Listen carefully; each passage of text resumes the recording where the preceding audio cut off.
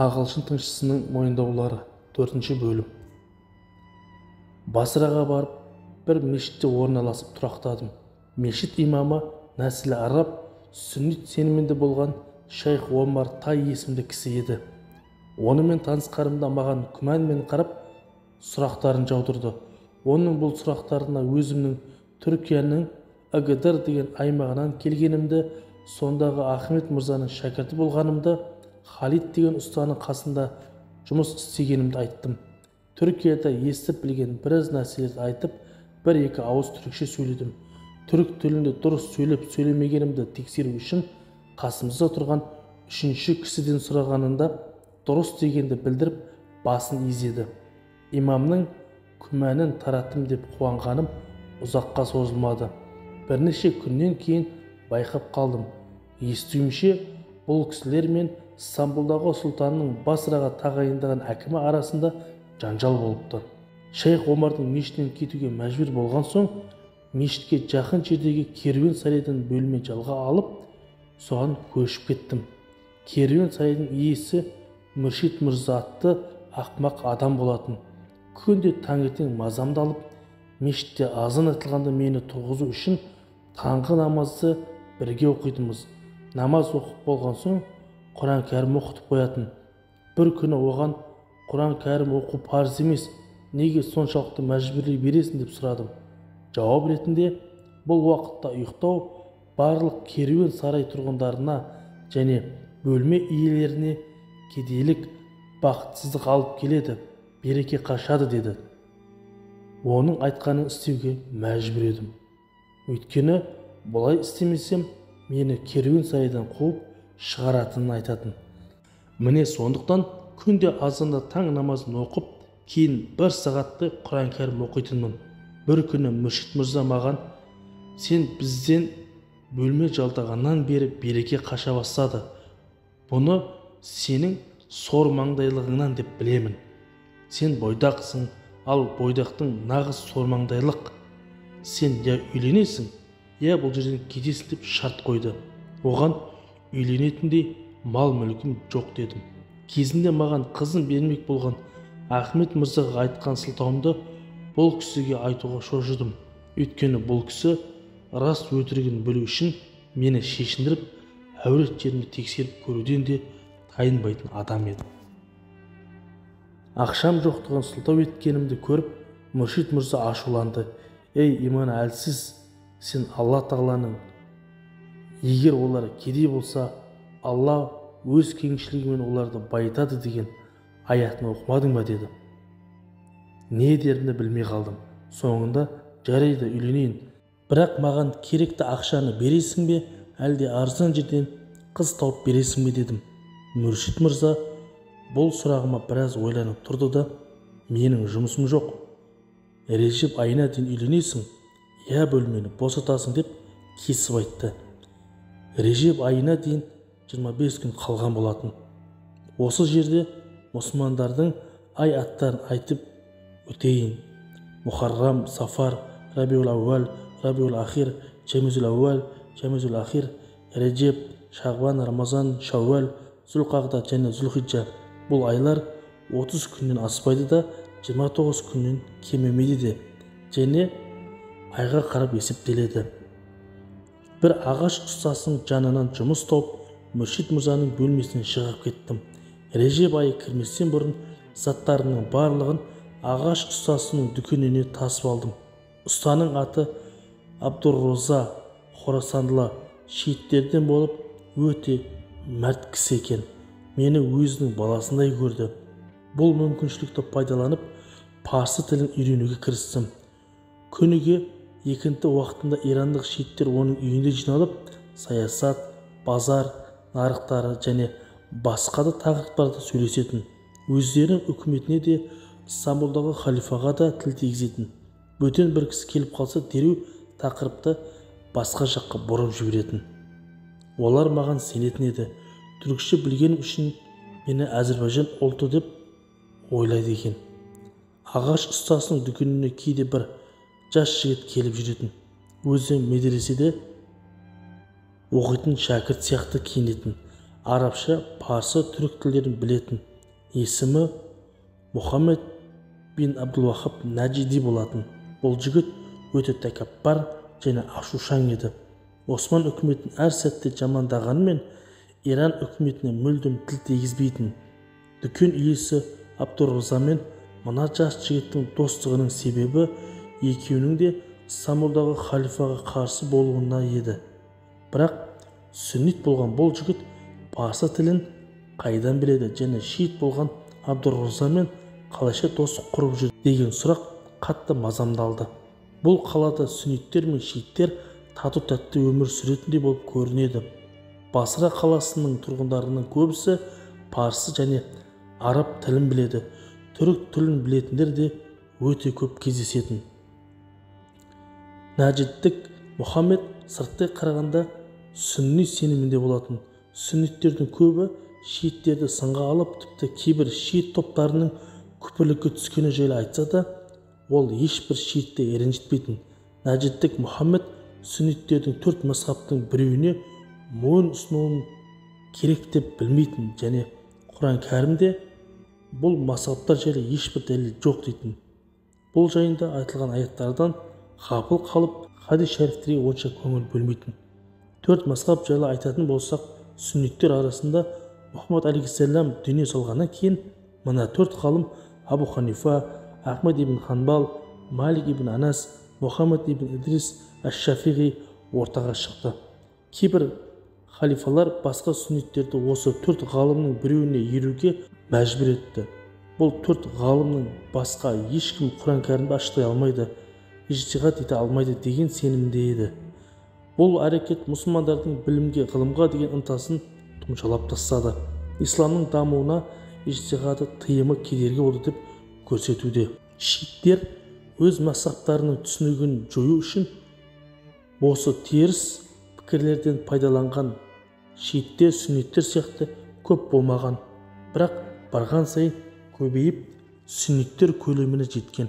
Ижтиһад бір қаруға ұқсайды, ол ислам құқығын, яғни үкімдерді дамытады. Құран кәрім мен сүннет түсінігін жаңалайды, ал ижтиһадқа тыйым салу кейбір мұқтаждықтарды ести тұра естімегендей болу. Менің ойымша, сүннит ғалымдар жақын арада ижтиһадқа қайта оралары анық. Бұл әрекетке бармаса, болашақта халық сүннит түсінігін менсінбей шиит бола бастайды. Ахли сүннет болған 4 мазхабтың иман, сенім негіздері бірдей араларында. Иман негіздерінде ешқандай айырмашылық жоқ. Ерекшеленетін жерлері тек ғибадат құлшылық мәселелерінде ғана. Бұл да мұсылмандар үшін жеңілдік. Шииттер сенім негізінде 12 ағымға бөлініп бұзылған. Бұл жайында Минал ва Нихал кітабында толық жазылған. Жалпы, Құран кәрім мен хадистердегі ашықша білінбеген астарлы үкімдерді көріп түсіне білген кісіге мужтахид ғалым делінеді. Мужтахид тырысып, қайрат көрсетуші, күш-жігерін салушы деген мағынада. Мужтахид болу үшін қажет болған шарттар кейбір діни кітаптарда, Саадати, Абадия және Маулумату Нафи атты кітаптарда толығымен қамтылып жазылған. Хижри жыл санағы бойынша 4 ғасырдан кейін бұл шарттарға ие болған ғалым шықпады. Ислам дұшмандары ижтиһад жасаудамыз деп ислам дінін іштен бұзуға кірісті. Ал негізінде мужтахид ғалымдар қияметке дейін болатын әртүрлі жағдай оқиғаның үкімдерін шығарып қойған, барлығы ақиди сүннет кітаптарында жазылған. Ары қарай Хемфер сөзін былай жалғайды. Тәкаппар мінезді Наджидтік Мұхаммед Құран мен хадисті ұстануда өз нәпсісіне еріп, өзіне ұнаған мағыналар шығаруға бейім еді. Тек қана замандас ғалымдарының және 4 мазхаб имамдарының үкімдерін менсінбеуімен қалмай, Абу Бакр, Омар сияқты ұлы сахабалардың пікірлерін де ұната бермейді. Мысалы, Құранның бір аятын олардың пікірлеріне теріс деп ойлаған кездерінде пайғамбар «Мен сендерге Құран мен сүннетімді қалдырдым» деген. Құранды, сүннетті сахаба мен мазхаб ғалымдарына қалдырдым деп айтпаған. Олай болса, әр мұсылманға мазхаб үкімдеріне сахаба және ғалымдардың айтқанына қаншалықты теріс келсе де, Құран мен сүннетке мойынсыну парыз дейтін. Бұл жерде Наджидтік Мұхаммед бұл сөзімен сахабалардың жолына бағынуды әмір еткен хадис шәрифтерге менсінбейтіндігін айтуда. қарсы шығуда. Және қазіргі кезде ислам мемлекеттерінде надан және қиянатшыл 200 кісілер дін ғалымдарының кейпіне кіріп, ақыл сүннет ғалымдарына жала жауып қарсы шығуда. Сауд Арабиясынан ай сайын алып тұратын ақшаларын ақтау үшін уахабилікті мадақтап кеңінен таратуда. Барлығы Нәжиттік Мұхаммедтің жоғарыда айтқан далбаса сөздерінен негіз ретінде ұстанып алған. Негізінде сахабалардың және ахли сүннет ғалымдарының 4 мазхаб имамдарының айтқан сөздері мен Құран мен хадис шәрифтерге мүлдем қайшы келмейді. Олар Құран кәрім мен хадис шәрифтерге ешқандай өзгеріс енгізбестен тек ашықтаған. Уахабилер ағылшындар сияқты жала өтіріктер мен мұсылмандарды адастырып отыр. Абдур-Разаның үйіндегі кешкі астан кейін отырыста Нәжиттік Мұхаммед пен Құм қаласынан келген шиит ғалымы Шайх Жауат арасында мынандай тартыс өтті. Шайх Жауат, Әлидің мұжтахид екендігін мойындап тұрсаң да, неге шииттер сияқты оған бағынбайсың? Нәжиттік Мұхаммед былай деп жауап берді. Өйткені Хазірет Әли Омардан және басқа сахабалардан артық емес. Оның сөзі дінімізде дәлел құжат бола алмайды. Исламда тек Құран мен хадис қана дәлел құжат бола алады. Дінімізде сахабалардың барлығының сөздері дәлел саналады. Пайғамбарымыз олардың кез келгеніне еруімізді әмір еткен. Олардың әрбірі дәлел демеп пе еді. Мұхаммад алейхиссаламның жалпы шырайлы жүзі көрген мұсылманға сахаба делінеді. Көпше түрі асхаб немесе сахаба болып келеді. Сөзін жалғап Шейх Жауат, пайғамбарымыз мен білімнің қаласы болсам, Әли оның есігі деп айтқанына қарағанда, Әли мен басқа сахабалардың арасында бір айырмашылық болу керек емес пе? Нәжиттік Мұхаммед, Әлидің сөзі дәлел болғанда пайғамбар мен сендерге Құран кәрім мен сүннет және Әлиді қадірін деп айту керек еді. Шейх Жауат, я солай деп айтқан деуге де болады. Бір хадис шәрифте сендерге Аллахтың кітабын және әхлі бәйтімді отбасымды қалдырып бара жатырмын делінген.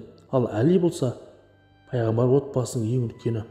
Нәжиттік Мұхаммед арсыздықпен пайғамбардың ондай хадисін жоққа шығарып мойындамады.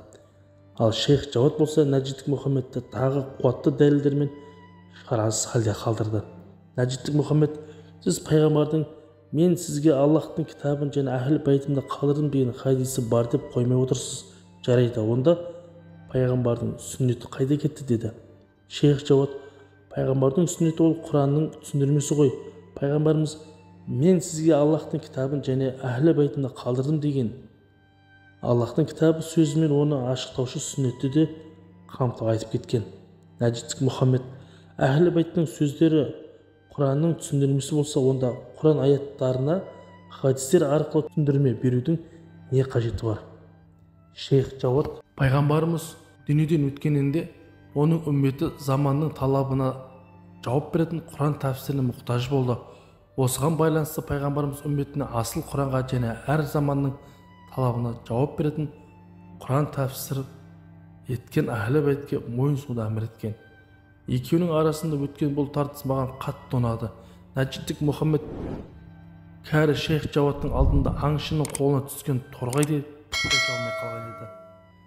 Мұсылман әлемінің арасында іріткі сала алатын жаңа ағым құрып, оған жетекші бола алатын мен іздеген адам осы болатын. Іздеген адамымды ақыры таптым. Өйткені Нәжиттік Мұхаммедтің өз замандас ғалымдарын менсінбеушілігі, 4 халифаға құрметсіздігі, Құран мен хадисті түсінуде өз ақылына тым көп сүйенуі, оны алдап қолға түсіру үшін ең әлсіз жерлері болатын.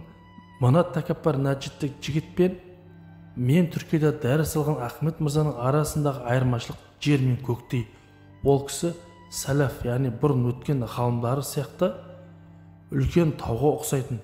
Ешқандай күш оны орнынан жылжыта алмайтын. Өйткені ол кісі Абу Ханифаның атын тілге алар алдында және Бұхари атты хадис кітабын қолына алмастан бұрын тұрып дәрет алатын. Сүнниттер бұл кітапқа құрмет көрсетіп сенетін. Ал Нәжиттік Мұхаммед болса, Абу Ханифаны менсінбейтін. Мен Абу Ханифадан да көп білемін деп айтатын. Қазіргі уақытта кейбір надан мазхабсыздар осы пікірді ұстанады. Және де Бұхари кітабындағы хадистердің жартысын өтірік, зайыф, яғни әлсіз екенін алға тартатын. Хемфердің айтқандарын түрік тіліне аударып жатып мына оқиғаны еске алдым. Бір универде мұғалім едім. Сабақта бір оқушы ұстаз соғыста өлген мұсылман шейіт бола ма деді. Мен иә деп жауап бердім. Ал теңізге батып өлсе ше? Иә, шейіт болады, әрі сауап болады дедім. Ал ұшақтан құласа ше? Я, ол кезде де шейіт болады. Бұл жайында пайғамбарымыз айтты ма деді. Иә деп жауап бердім. Күлкіге булығып, ұстаз, ол кезде ұшақ болып па деді. Мен, балам, пайғамбарымыздың көптеген жақсы есімдері бар. Әрбір есімі оның әдемі сипаттарын білдіреді. Олардың бірі Жамиул калам, яғни көп нәрсені бір сөзбен білдіруші деген сөз. Пайғамбар бір хадисте биік жерден құлаған шахид болады деп бұйырған. Бұл жауап оқушыны таң қалдырды. Осы сияқты Құран кәрім және хадис шәрифтерде әртүрлі мағыналарға келетін өте көп сөздер мен үкімдер бар.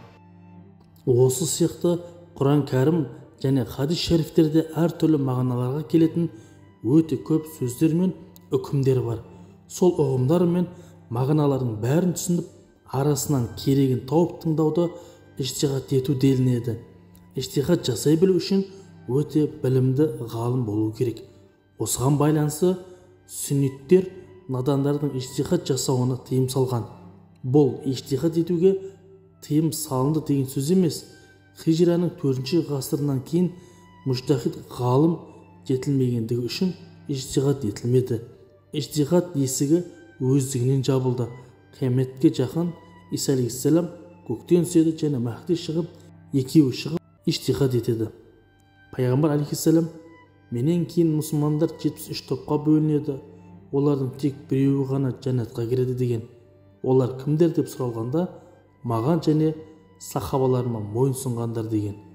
Бір хадис шәрифте, асхабым көктегі жұлдыздар тәрізді, қайсысына да ерсеңдер адаспайсыңдар, яғни тура жолға, жәннатқа алып баратын жолға жеткізеді деп бұйырған. Абдулла ибн Саба есімді иемендік бір яхуди исламды іштен бұзу үшін мұсылмандардың арасына сахабаларға деген дұшпандықты жайды. Бұл еврейге алданып, сахабаларға дұшпан болғандарға шейіт делінеді. Хадис шәрифтерге жүгініп, сахабаларды жақсы көрген және оларға ергендерге сүннит делінеді. Мен Нәжиттік Мұхаммед ибн Абдул-Вахабпен жақын достық құрдым. Сеніміне кіру үшін оны көп мақтайтынмын. Бір күні оған, сенің дәрежең Хазіреті Омар мен Хазіреті Әлиден де жоғары. Егер де пайғамбарымыз тірі болғанда, оларды емес, сені өзінде халифа етіп тағайындаған болар еді. Мен исламның сенің қолыңда тазарып өркендейтініне сенемін. Исламда бүкіл әлемге тарататын жалғыз ғалым сенсің дедім. Абдул-Вахаб ұлы Мұхаммед мен Құранға сахаба мен мазхаб имамдарының және тәпсір ғұламаларының тәпсірлеріне ұқсамайтындай етіп жаңадан өз пікіріміз бойынша заманауи көріністі тәпсір жазуға бел байладық. Сол мақсатта Құран кәрім оқып, кейбір аяттарды ұзақ талқылайтынбыз. Менің мақсатым Мұхаммедті осы жолмен тұзаққа түсіру болатын. Ол онсыз да өзін дінді жаңартушы көсем қылып көрсету және менің сенімімді ақтау үшін кез келген жаңа пікірімді зейін салып тыңдауға тырысатын еді. Бір рет әңгімелесіп отырып, жихадтың фарз еместігін айттым. Алла кәпірлермен соғысыңдар деген ғой. Тәубе сүресі 73 аят. Неге парыз емес екен деді. Мен, олай болса Аллах кәпірлер мен мұнафықтар мен жихад етіңдер дегеніне қарамай, неге пайғамбар мұнафықтар мен жихад етпе деген сұрақ қойдым. Тәубе сүресінің 73 аятын келтіріп. Пайғамбарымыздың кәпірлермен 27 рет соғысқандығы жайлы Муахибу Ладунния кітабында жазылған. Пайғамбарымыздың жихадтарда қолданған қылыштары Стамбулдағы музейде тұр. Мұнафықтар мұсылман болып көрінетін, күндіз пайғамбарымыздың мешітінде пайғамбармен бірге намаз оқитын. Пайғамбарымыз мұнафықтарды білетін, бірақ ешқайсысына мұнафықсың деп айтпаған. Олармен соғысып, оларды өлтіргенде Мұхаммед өзіне иман еткен үмметін өлтіріп жатыр деген қауесет тарайтын еді. Сондықтан пайғамбарымыз мұнафықтармен сөз арқылы жихад етті. Өйткені фарыз болған жихад денемен, мүлікпен және сөзбен жасалынады. Жоғарыда келген аят кәпірлермен және мұнафықтармен жихад етуді әмір етуде. Бірақ жихадтың қай түрі жайлы ашық айтылмаған. Пайғамбарымыз кәпірлерге қарсы денемен соғысу арқылы, ал мұнафықтарға қарсы уағыз насихат айту, сөз арқылы жолмен жихад етті. Пайғамбар оларға қарсы сөзбен уағыз насихат айтумен жихад етті деді. Мен парыз болған жихад сөзбен бола ма дедім. Расулаллах кәпірлерге қарсы соғысқан деп жауап берді. Пайғамбарымыздың кәпірлермен жихад етуі өз-өзін қорғану мақсатымен еді. Өйткені кәпірлер оны өлтірмекші болды дедім. Ол иә дегенде басын изеді. Бірнеше күн өткеннен соң онымен әңгімелесіп отырып, мута, яғни уақытша некесіне рұқсат берілген дедім. Жоқ, оған пайғамбар тыйым салған, рұқсат емес деді. Аллах олардан осы шартпен пайдалансаңдар бекітілген мәһрін беріңдер деп бұйырған емес пе дедім. Мәһр некелескенде ерінің әйеліне беруі қажет болған келісілген мөлшердегі алтын немесе мүлік.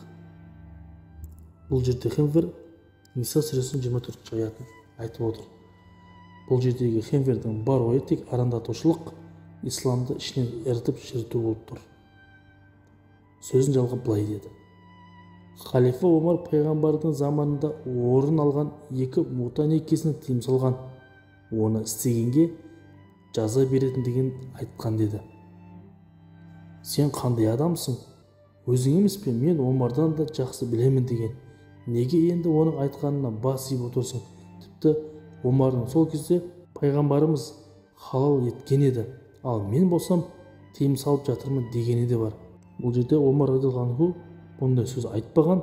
Ағылшын тыңшысы басқа барлық христиан миссионерлері сияқты Хазіреті Омарға дұшпан болғаны үшін бұл жерде жала жауып тұр.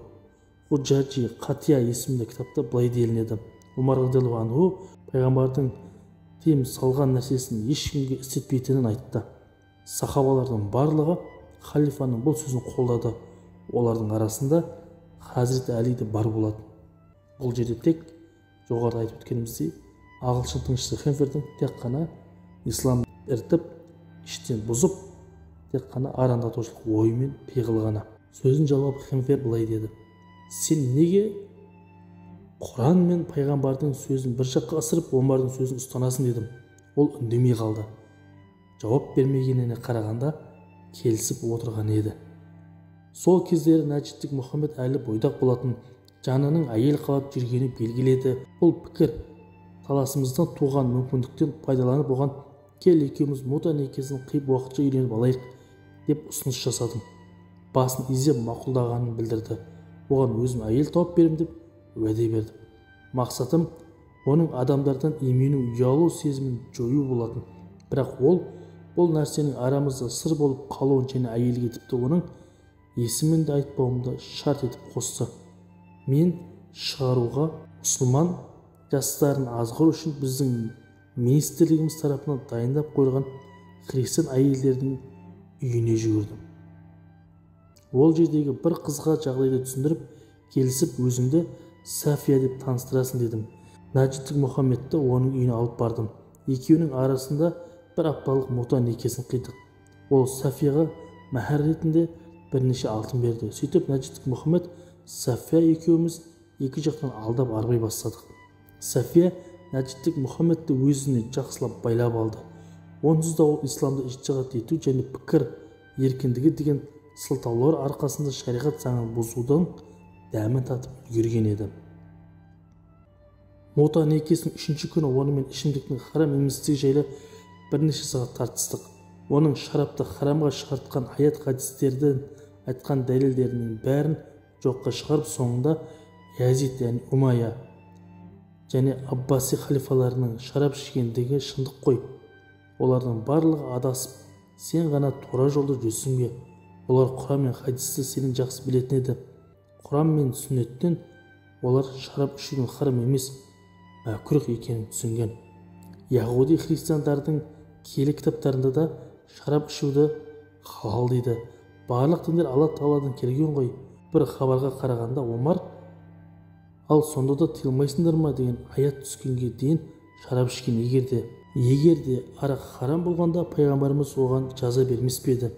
Оны пайғамбарымыз жазаламағандығына қарағанда арақты халал деп үкім етуге болады дедім.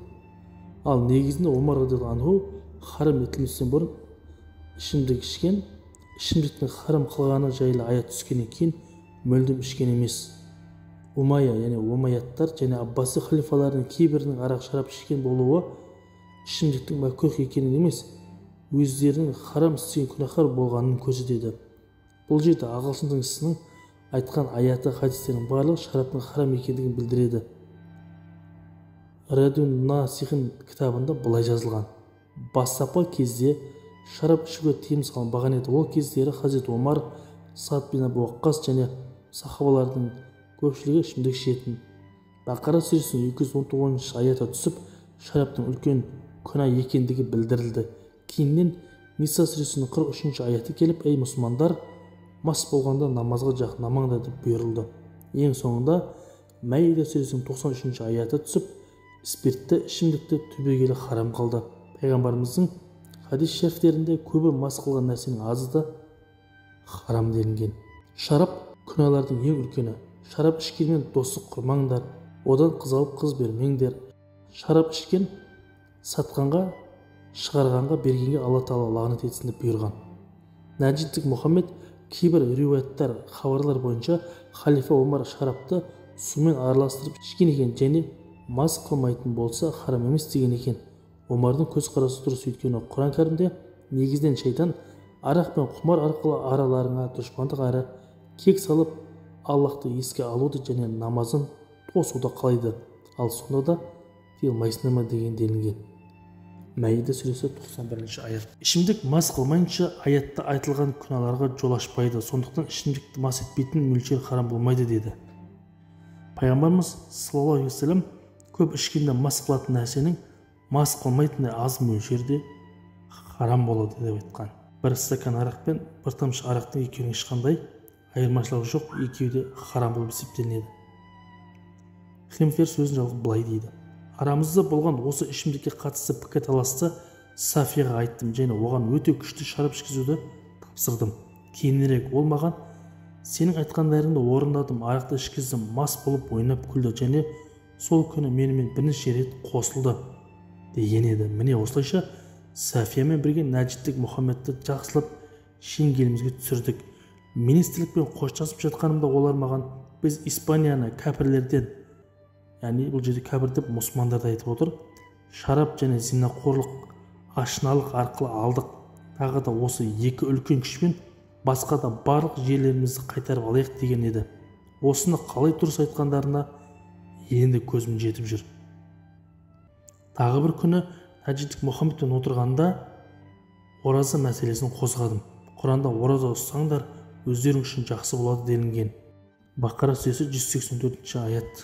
Парыз екендігі айтылмаған. Олай болса ораза тұту исламда сүннет, парыз емес дедім. Ол бұл ұсынысыма қарсы келіп, мені діннен шығарғың келіп жүрме дейді. Ал мен оған: дін жүректің тазалығы, жанның саулығы және басқаның ақысын жемеу. Пайғамбар дін махаббат демеп еді. Алла Құран кәрімде сенің жүрегіңде қиямет күніне дейін толық сенім пайда болғанға дейін Раббыңа ғибадат қыл деп бұйырмаған бе еді деп аятты оқиды. Олай болса адамда Аллах пен қиямет күні туралы толық сенім қалыптасып, жүрегі таза амал әрекеттері жақсы болған кезде адамдардың ең жақсысы болады дедім. Ол бұл сөздеріме жоқ, дұрыс емес дегендей басын шайқады. Бір рет оған намаз парыз емес деп едім. Қалай парыз емес деді. Алла Құранда мені еске алу үшін намаз оқыңдар деген. Таха сүресі 14 аят. Аллахты еске алу болып шығады. Сондықтан намаз оқудың орнына Аллахты еске алып қоя салуға да болады деп жауап бердім. Ол: естуімше кейбір адамдар намаз уақыттарында намаз оқудың орнына Аллахты зікір етіп еске алады екен. Пайғамбарымыз: намаз діннің тірегі, намазын оқыған дін ғимаратын көтерген, ал намаз оқымаған дінін бұзған болады. Және намазды мен оқығанды оқыңдар деген. Намазды пайғамбарымыз орындағандай қылып оқымау күнә болады.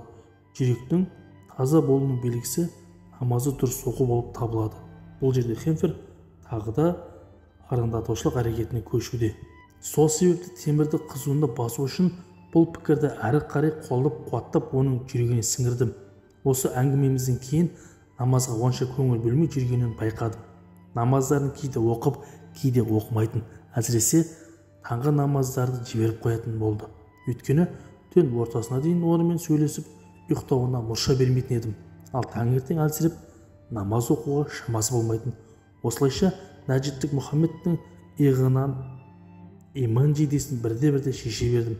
Бір күні пайғамбар туралы да онымен пікірталасқым келді. Бұдан былай мұндай тақырыптарда менімен сөйлесетін болсаң, арамыз ашылады және сенімен қатынасымды үземін деп шошытты. Оның үстіне барлық жетістіктерімнен бір-ақ сәтте айырылып қалудан қорқып, пайғамбар туралы сөйлеуден бас тарттым. Сүнниттік және шииттіктен бөлек өзіне дара бір жол ашуы, жаңа діни ағым құрып кету үшін қолымнан келген бар өнерімді салдым.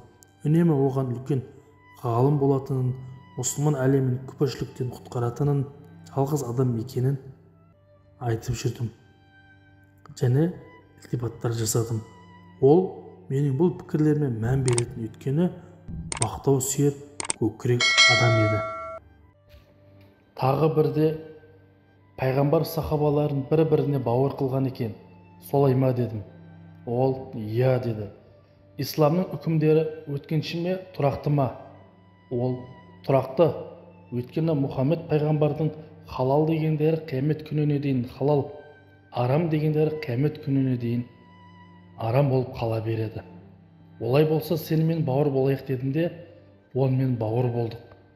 Сол күннен кейін оның соңынан бір ел қалмадым. Сапарға шыққан кездерінде де бірге болдым. Оның өзіне көп көңіл бөлетін едім. Өйткені жастығымның ең қымбат шақтарын беріп еккен ағашым жемісін бере бастаған еді. Лондонға министрлікке ай сайын бір баяндама жіберіп отырдым. Келген жауаптар күш беріп, қуат дарытатындай еді. Нәжиттік Мұхаммед біз сызып берген сызықпен жүріп отырды.